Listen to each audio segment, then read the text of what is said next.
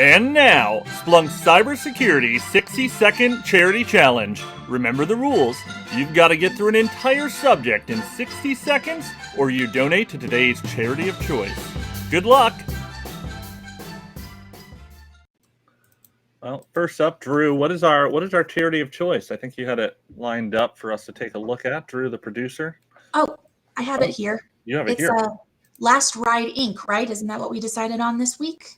And this is a charity that focuses on veterans, making sure that they receive a dignified burial in a national cemetery. And we chose this with Memorial Day weekend as a tribute to veterans. So that is the charity. And the topic this week is LOLBins. Yeah? It is. And sadly, Mick, I think you beat me last time we played. Or wait, who won? My stand-in or Mick? You did. You won. I won. You won. Yes.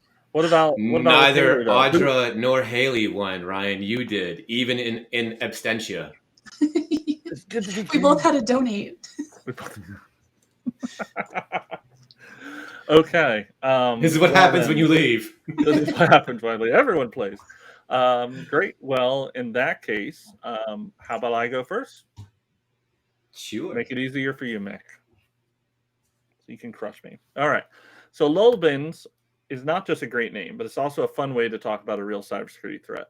If you're not aware of the lulls or living off the land, it means that adversaries are using existing tools that are on systems, Windows, Unix, Linux, whatever, like copy, move, psexec, certutil, to primarily gain persistence and then to perform lateral movement. This is not new per se, but adversaries seem to more and more depend on these existing exploits, or rather these existing tools in our network, rather than bringing their own tooling in to prevent detection from AV tools from triggering. What do I mean by this? The normal method, when Mick and I didn't have as much gray in our hair and then also had more hair, was that adversaries would use implants like poison ivy and bring across tooling to move across the network. Today, they might use a tool like Cobalt Strike to get on the network, but then to have persistence and lateral movement, they're using tools like psexec and copy. This is a lot harder to find, but these are perfect jobs for statistics and ML to find unusual use cases of normal things. I went over! It was good information. Good information, but too long. It's too conversational. All right, Mick.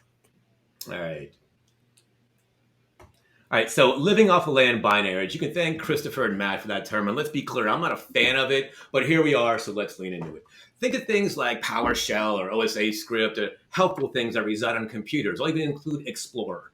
So it breaks down to this. Attackers are using this because it works and it's cheap. It's already there, so you enter an environment and use whatever's there to achieve an objective. Think of like Les Stroud, the Survivor Man of CNE.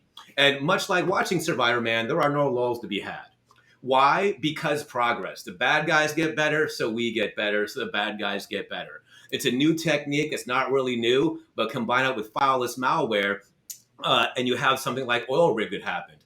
Now, it's a perfect sweet marriage of capability. So it's, the sweet and savory of exploits. What can you do about it? I'm not really sure off the top of my head, but RSA is coming up, and my cyber friends, I'm sure there's many a vendor that would love to explain it to you there.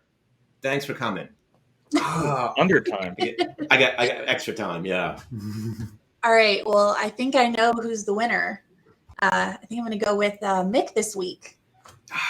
Because you were on time, and it made sense to me. So there we go.